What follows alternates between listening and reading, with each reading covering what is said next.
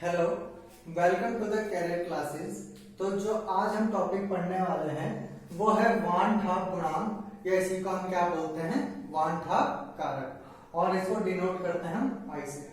Clear है? तो जानते हैं वान-ठाप गुणांक क्या होता है। तो किसी अणुसंख्या गुणधर्म के प्रायोगिक मान तथा सामान्य मान के अनुपात को ही हम क्या बोलते हैं, वान-ठाप गुणांक आई, जिसे हम डोनेट करते हैं वो इसको हम बोलते हैं। क्लियर है? तो आई बराबर क्या होता है, एक अणुसंख्या गुणधर्म का प्रायोगिक मान डिवाइडेड बाई उसी अणुसंख्या गुणधर्म का सामान्य मान। इन दोनों के अनुपात को ही हम क्या बोलते हैं, आई, यानी कि वान-ठाप गुणांक। क्लियर है? तो ये आई थिंक आपको समझ में आ गया होगा। इसी को हम दूसरे तरीके से इस तरीके से बोल सकते हैं कि जब किसी विलेय को विलायक में घोलने पर उसका संयोजन अथवा वियोजन होता है तो विलयन में मोलों की संख्या में वृद्धि या कमी आ जाती है, और अगर मोलों की संख्या में वृद्धि या कमी आएगी तो उसके अणुसंख्या गुणधर्म में भी क्या होगा, परिवर्तन होगा। क्यों होगा? क्योंकि जो अणुसंख्या गुणधर्म है वो किस पे डिपेंड करता है, वो करता है अणुओं की संख्या पे डिपेंड करता है। क्लियर है? और अगर अणुओं की संख्या में अंतर आएगा तो अणुसंख्या गुणधर्म में भी क्या आएगा, अंतर आएगा। जैसे फॉर एग्जाम्पल आप एक विलयन लेते हो, क्लियर है, और इस विलयन में क्या करते हो, एक मोल NaCl का इस विलयन में क्या करते हो, घोलते हो। तो जैसे ही NaCl इस विलयन में जाता है तो वो Na पॉजिटिव और Cl नेगेटिव में क्या हो जाता है, टूट जाता है।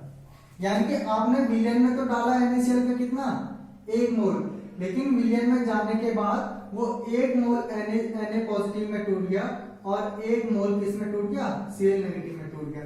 यानी कि मोलों की संख्या में आया परिवर्तन आया, यानी कि अणुओं की संख्या में क्या आया, परिवर्तन आया। और अणुओं की संख्या या मोलों की संख्या में परिवर्तन आएगा तो अणु संख्या गुणधर्म में भी परिवर्तन आएगा। क्लियर है? आई थिंक ये आप समझ गए होंगे। अब हम ये समझते हैं कि आई की वैल्यू निकालते कैसे हैं। क्लियर है? और इसका दूसरा फॉर्मूला हो जाएगा आई बराबर संयोजन या वियोजन के बाद कणों की संख्या डिवाइडेड बाई संयोजन या वियोजन से पहले कणों की संख्या। इसको हम एग्जांपल से देख लेते हैं। एक हम वियोजन का एग्जांपल ले लेते हैं और एक हम संयोजन का एग्जांपल ले लेते हैं। पहले तो हम किसका ले लेते हैं, NaCl। तो NaCl को आप जैसे किसमें डालते हो, विलयन में डालते हो, तो वो Na पॉजिटिव और Cl नेगेटिव में टूट जाता है। और जो चीज क्या होती है, जो विलय पदार्थ टूट जाता है उसको हम क्या बोलते हैं कि उसका क्या हो रहा है, वियोजन हो रहा है। क्लियर है?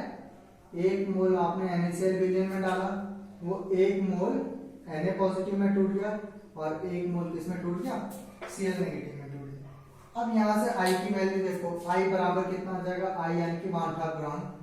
संयोजन या वियोजन के बाद कणों की संख्या बताओ, वियोजन के बाद कणों की संख्या कितनी है, एक और एक, दो, और वियोजन से पहले कणों की संख्या कितनी है, एक।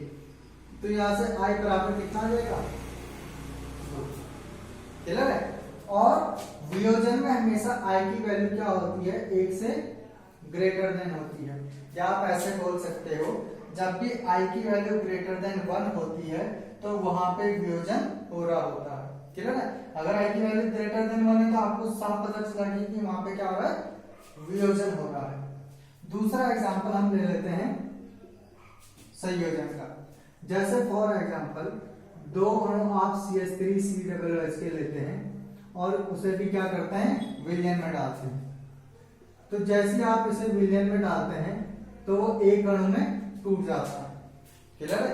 यानी कि आपने क्या करे, 2 मोल CH3COOH के लिए जैसे वो विलयन में गया तो किस में टूट गया, एक मोल में जुड़ गया। टूटना नहीं बोलेंगे इसे, क्योंकि यहाँ पे क्या हो रहा है, यहाँ पे संयोजन हो रहा है, और संयोजन का मतलब होता है जोड़ना।